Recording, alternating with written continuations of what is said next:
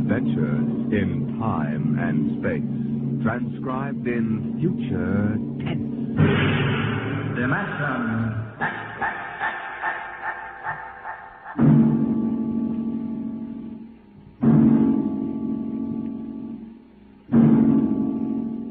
Can you predict what will come in 100 years?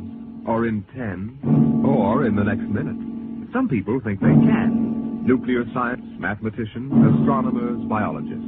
They'll predict the shape of the future because they make the future. Because they see beyond the known dimensions of time and space into the unknown, Dimension X.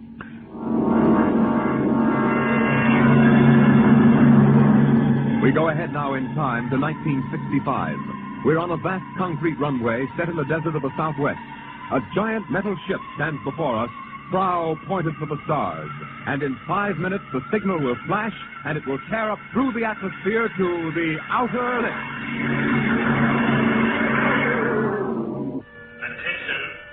Attention, clear field for takeoff. Clear field. 5 minutes, Steve. All right. Takeoff. Climber up, Charlie. I don't know, man. I want to go over procedure again, Steve. Don't worry, I got it straight. We'll just make sure. Okay. I take her up on jet to 50,000, then I cut in the rocket. No lower, or your tail blast will burn out 3 counties. I climb 4 minutes on rockets, then start maneuver test. Remember that, no more than 4 minutes. Right. This ship isn't like those strata rockets you've been testing. She's the first one built for outer space. If she works, she can go clear to the moon. If I'd have known that, I'd have brought my toothbrush. Well, not this trip. Now get this, Steve. You've got power there to clear the Earth's gravitational field. But remember, after you cut into rockets, you've only got 10 minutes fuel. If you go beyond the outer limit and don't save fuel for the return... I know, I won't get down again. That's right, Steve. You'll drift off into space. Get that now. 10 minutes fuel. Gotcha. As far as I'm concerned, this project is a lot more important than that cosmic ray bomb they're testing out in the Pacific tonight. Well, the Security Commission brass doesn't think so. I don't see any undersecretaries under anything. Don't worry. In the long run, our ship will make the CR bomb back-page stuff. But in the meantime, it's just as dangerous. Remember, half the principles in this ship are pure theory, Steve. Slide rule stuff. If anything goes wrong, we may have to scrape you off the landscape with a soup spoon. You have a charming sense of humor. Now, here's what I'm getting at. We're risking your neck in this test. If anything blows, we don't want to have the next man pull the same boner. I know, Hank. So keep your mic open and keep talking. If anything goes wrong, we want to know exactly why. And we won't be able to ask you. Let us know before you pull every switch. Before you do anything. You got that? Yeah. Even if you only have to blow your nose. All right, get those fuel lines away. Okay, Mr. Bro. Well, I guess that's about all, Steve. That reminds me. Look, if Mary calls, I'm just up on a milk run. I didn't tell her today was it. How is she? She's okay, but she's due about now, and I don't want her to be nervous. Hey, I didn't know the baby was that close. Yeah? Steve, I really ought to be sending a single man on this job. What, and cut me out of a soft paycheck? Forget it, Hank. You know you can't get anybody else who can take 15 G's acceleration when those rockets cut in. Yeah, I know. It's time, Steve. Yeah. Well, see you later. Don't worry, Hank. I'll sweat for both of us. Button her up, Charlie. So long, Hank. So long. We'll give you the light from control.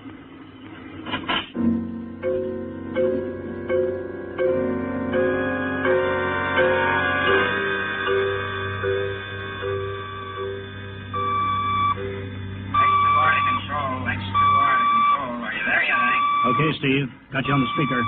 I'm ready to go. Mr. Hanson. Ready on radar, Sergeant? Jack. Mr. Hanson, you better see this. What is it, Elsa? Message center for Steve. Mrs. Weston just left for the hospital. What? Hello, Steve. Yeah. Stand by a minute. Shall we hold the takeoff, Mr. Hanson? What? Oh, yes. No, wait just a minute. It's too late now. You going to tell him? Maybe he's got enough to worry about. Hey, what's holding us up, Hank? Something on your mind? No, it's nothing, Steve. I just wanted to say good luck. Clear for takeoff, Charlie? Right. Okay. Give him the light.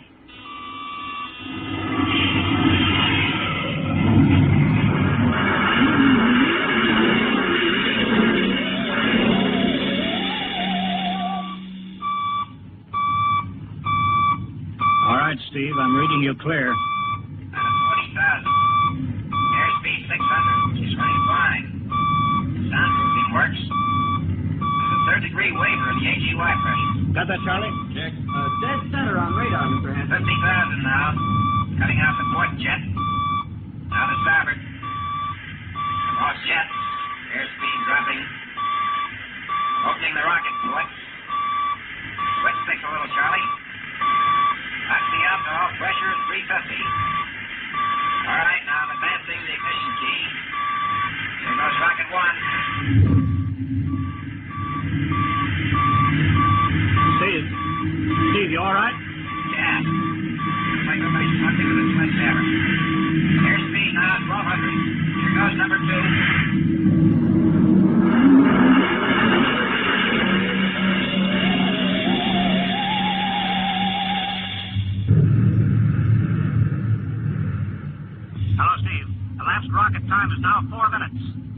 altitude. Over to you. Speed 4,400, still climbing. Altitude 297 miles. All right, you're at the outer limit. Level off for maneuver test. You've got exactly 6 minutes fuel left. Okay. Starting at 3-degree left bank. It's a little sluggish. That's all right now. There's a low vibration someplace. Maybe the cockpit hatch. Now I'm straightening out. 5 minutes fuel left. Now I'm starting at 3-degree Hey! What's the matter? What's wrong? There's something up here. Something shiny. What are you talking about? Something above me, Hank. I'm going to chase it. Steve, you're at the outer limit now. I can see it plain now. Steve, don't go any higher. You've only got 4 minutes left. You've only got... It's static. I can't hear you, Hank. It's dead ahead now. I'm going to make a pass at it. Get a good look. Hey, it's swerving to meet me. It's dead ahead now. It's dead ahead.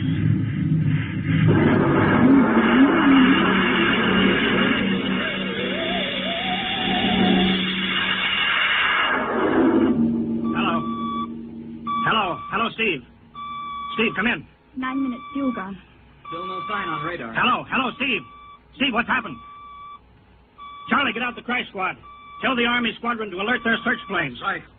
9.5 minutes gone. Hello, Steve. What's happened? Who the devil is it? Charlie, Hello. for Mr. Hanson. Come in, Steve. We need a search squadron. Come in. No, Mr. Hanson's busy. Hello, Steve. 10 minutes, Mr. Hanson. That's the end of his fuel. It's a boy, Charlie. Oh. Fine. It's a boy. He didn't even know she went to the hospital. How am I going to tell Mary that? Wasn't your fault, Mr. Hanson. Ship had to be tested. Yeah, we'll build another one, and some other flying fool will shoot past the outer limit into space. Oh, I'm getting old, Charlie. You can remember when I used to take them up myself. Now I've got to send other men. It's a job, Mr. Hanson. Now I'm afraid. Every time I hear a jet go off, I jump. Every time I have to send someone up in a new model, I start to sweat. Mr. Hanson. Yeah? I think there's something on the radar. No flight scheduled in, are there, Elsie? We have the whole day cleared. It's coming in behind us. Here it comes over the building. What crazy jockey is buzzing the field like that? Is that an Army plane, Charlie? I can't see. It's turning. Charlie, alert the field. I know that engine. Steve! That's impossible. Look, that's his ship. It can't be. Well, there's no other model like that. It's Steve, all right. Coming in. Thank God. Thank God.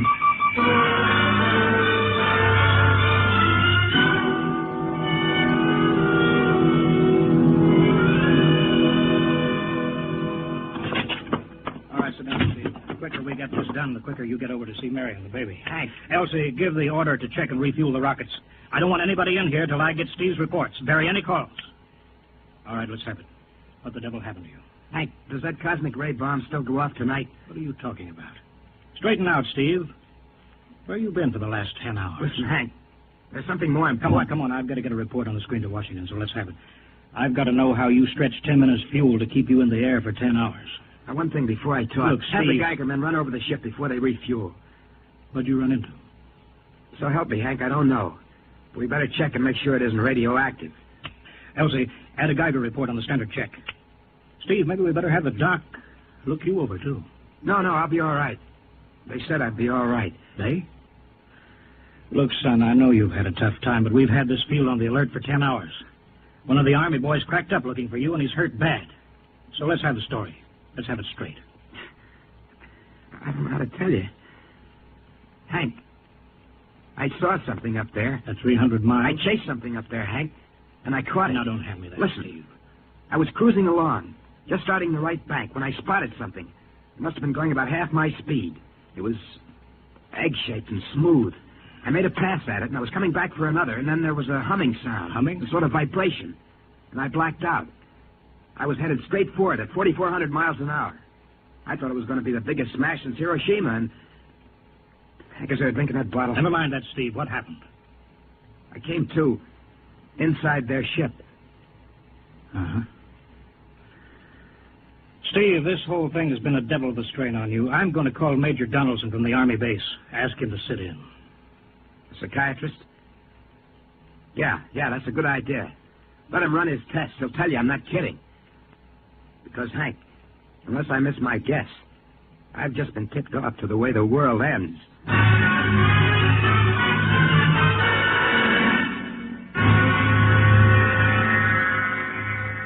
All right, Mr. Weston, suppose you continue your story. Yes, let's have it, Steve. You woke up inside the ship? Yes, and the place was jammed with machinery. Dials, blinkers. I couldn't recognize anything. And you were surrounded by these men from Mars? I didn't say anything about men from Mars. I didn't even say they were men. I couldn't see them clearly. They were just there. Where did they come from, then? Another galaxy. Millions of miles outside of our solar system. That's all I know. You figure out where they came from. And they came all that distance to find the Earth? Yes. Did they tell you that? Yes. You mean they spoke English to you? No, they didn't. It's funny. I hadn't thought. They didn't really speak to me at all. They just planted the thoughts in my mind. You mean thought transference, telepathy? Yes, that's right. Well, Steve, what brought them here? We did, Hank. We rang their bell. We brought them in. Well, how? With our atomic explosions. Hank, that's why you've got to stop that bomb test tonight. I'll give up. But you've got to believe me, Hank. Oh, how can I make you understand? Maybe I can help, Mr. Weston. Would you submit to narcopsychometry? What's that? Under proper drugs, I can put you back in this ship by suggestion. Then we can get a playback record of your memory pattern on the audio circuit. And how long will that take? Half an hour. We'll have to go over to the lab. Will you believe me if it checks? It will give us an accurate memory picture of what your mind reports. All right, let's go. Hank, you got to believe me. We haven't got much time.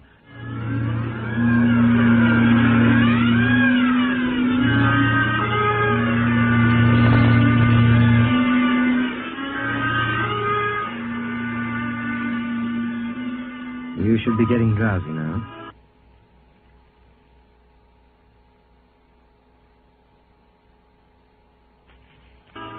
Count backwards from 10. 10, 9, 8, 7, 6, 6.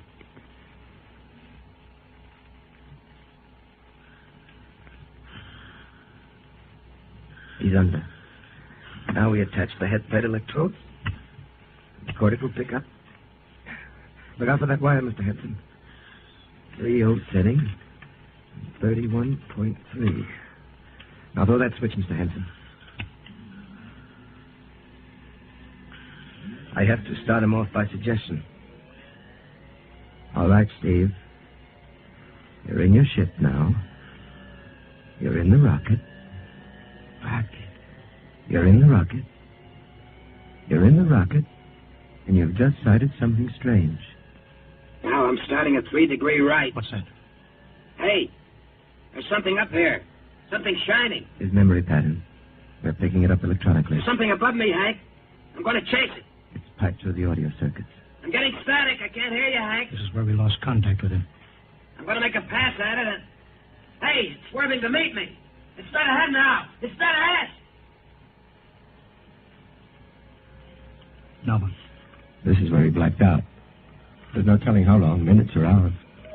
What's that noise? I don't know. Quiet. Where? How did I get in here? What? Who are you? Is he seeing things? Intergalactic Patrol. What's that? What are they saying, Steve? What are they saying? It's about nuclear fission. They know about it. They know the danger of it. Long ago, they had wars that almost destroyed them. But finally, they learned. Now they've outlawed war. Go on, Steve. They patrol space. When their detector picks up an atomic explosion, they send a patrol. What are they going to do? They've quarantined us. Quarantine? They've isolated the Earth. Because we don't know how to control ourselves yet. Until we learn, we'll be a menace to the whole universe. What is this nonsense? Quiet. How are they going to do it, Steve? They've spread a layer out here of... I don't know how to call it. all around the Earth. It's miles deep. When there's an atomic explosion on Earth, the radioactive particles will drift up to this layer and set off a chain reaction. It'll go around the world in microseconds. And that's the end. The end? What's he... Wait. Yes. Yes. I understand. I've got to bring back the warning. You're going to put me back in my ship to bring the warning.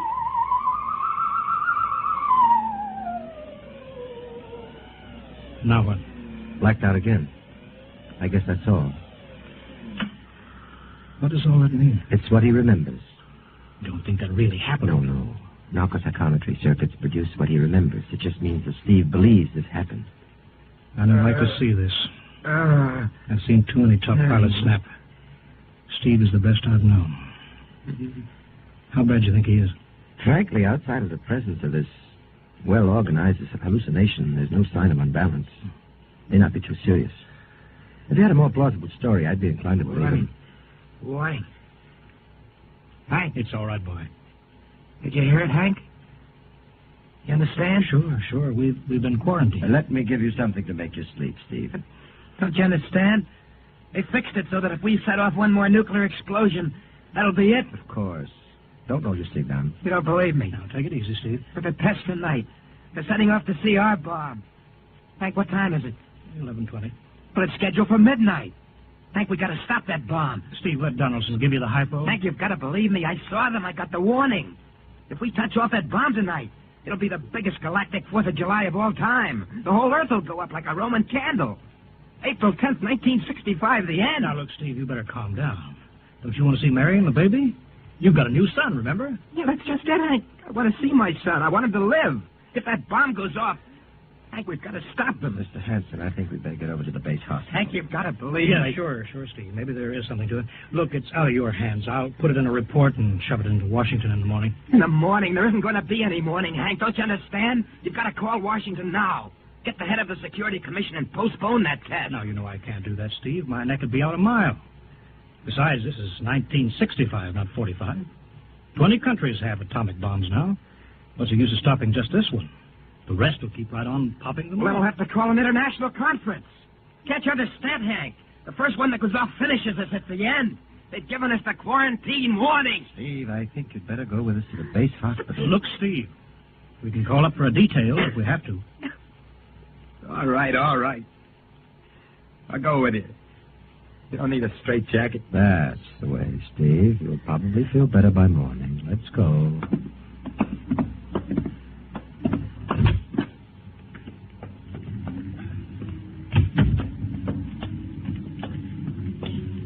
Well, Steve, tomorrow I'll drive you over to the hospital to see Mary and the kid.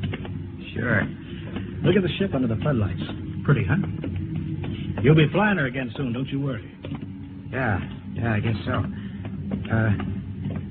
What you doing out in the line? They refuel her? Yeah, we got Clausewitz coming in tomorrow from Denver for another test. I figured we'd give you a day off. That's good. That's... Why? Steve, come back. Come on, Donaldson. Steve, wait. He's heading for the rocket. Look, there he goes up. That crazy fool. We can't get at him now. That covers armor glass. He's waving. Yeah, towards control. It's the radio. He needs the radio. Come on. I should have gotten help. The radio's still hooked up here. Hello, Steve. Listen to me, Hank. You gotta call Washington now. Come out of that rocket, Steve. I'll call my men. Don't try anything, Hank. They've refueled the rocket for tomorrow. Take it easy, Steve. Listen, you know what'll happen when I fire the rocket tubes down here? Steve, don't. It'll burn out every building for 5 miles.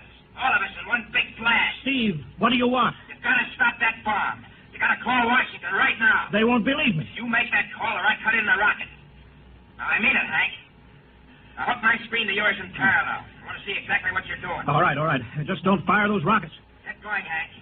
You got 12 minutes to make that call and stop that bomb. All right, I'm making the parallel hookup right now. Donaldson, you think he'll really blast? I don't know. Up to now, I'd almost say it was normal, but now he's liable to do anything, Hanson. Steve, there, you getting it on your screen? Yeah. Now, put that call through. All right. Operator, Visit screen to Washington. the visit screen circuits are busy, sir. If you'll try again in half an hour. This is Security Commission priority. Break in, get me a line. Yes, sir. Just a moment, please. 10 minutes, Hank. Listen, Steve, I'm trying. We're ready to take your call, sir. Washington, Security Commission 3. This is urgent. I want Undersecretary Herbert Ames. Washington 3. 1 moment, please. Hurry, will you? 1 moment, please. What time is it, Donaldson? 11:51. Do you think he'll fire those rockets? He might. Washington, Visit screen 3. Mr. Herbert Ames, please. that is a coded exchange. I cannot accept your call without clearance. Get it through, Hank. Listen, Washington, put it through. This is Mr. Hanson at San Marco Air Base. This is a priority call. I'm coded. 1 moment, please. I will check your code number. Get that through, Hank, and that bomb goes off at 12. Will you be reasonable, Steve? Your call has cleared, San Marco. Washington, visit screen 3. Herbert Ames, please. Security Commission Ames. Listen, Ames. Hello, Hank. Ames, you got to get me to the chief. Are you kidding? He's at the test control room. Yes, I know, but get him for me. What's up? You look lousy. Or is it a bad circuit? There's no time. I've got to get him before the test.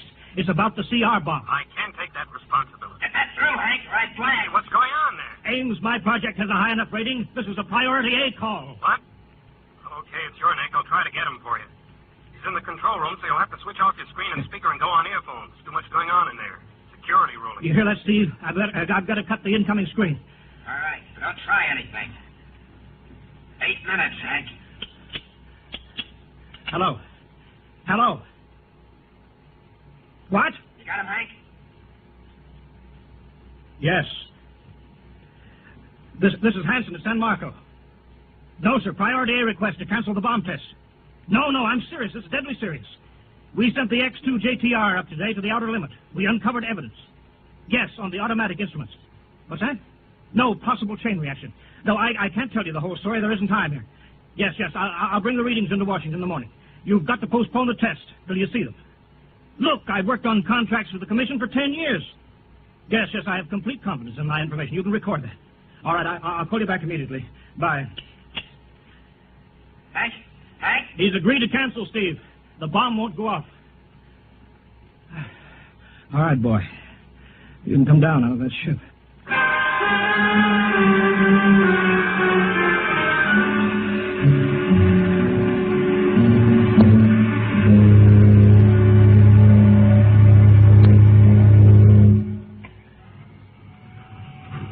He's opening up. Here he comes. All right, Steve. Come on down. Sure, Hank. Just a second. Hank, I was scared. I was plain scared. Easy now. It's all over. The bomb won't go off. Thank God. Look, I want to see Mary and the baby. Can you get me transportation now? Oh, wait a minute. It's almost 12. They won't let you in the hospital now. I want to see the baby. Sure you do, but you've been under a strain. I've got a shot for you here, Steve. Give you a good night's sleep. All right. Roll up your sleeve. Yeah, here. There, that'll make you sleep. Sergeant will find you a bed. Yes, sir. Come on, Mr. Watson. Okay. Good night, Hank. I'm kind of beat. It's been a tough night.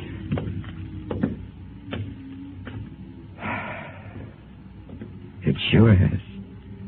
I thought for a minute he was going to blast those rockets and send us all to Kingdom Come. Yeah.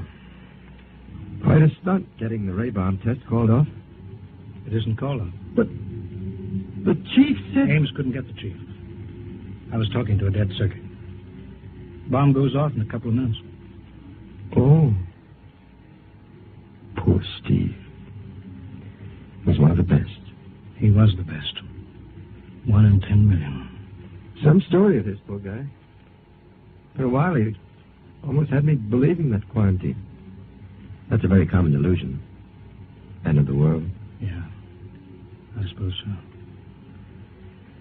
It's a nice night. Never saw the stars so bright. We better be getting in. That wind is cold. Well,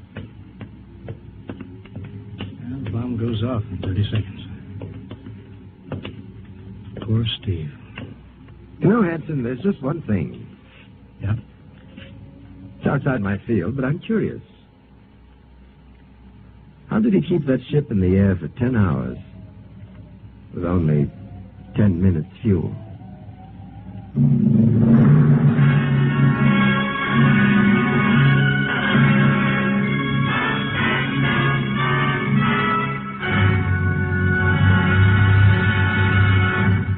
You have just heard another adventure in time, space, and the unknown world of the future. The world of Dimension.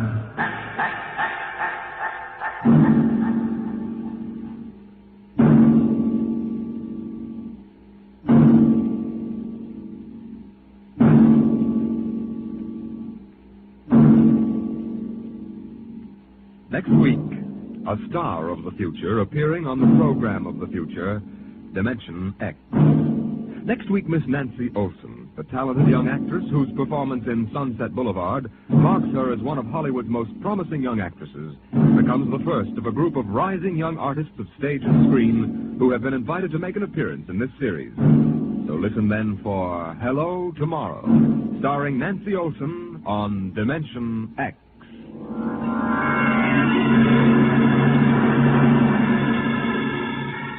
Tonight, Dimension X has transcribed The Outer Limits, written by Graham Dorr and adapted for radio by Ernest Benoit. Featured in the cast were Wendell Holmes as Hanson, Joseph Julian as Steve, and Joe DeSantis as Donaldson. Your host was Norman Rose. Music by Albert Berman, engineer Bill Chambers. Dimension X is produced by Van Woodward and directed by Edward King.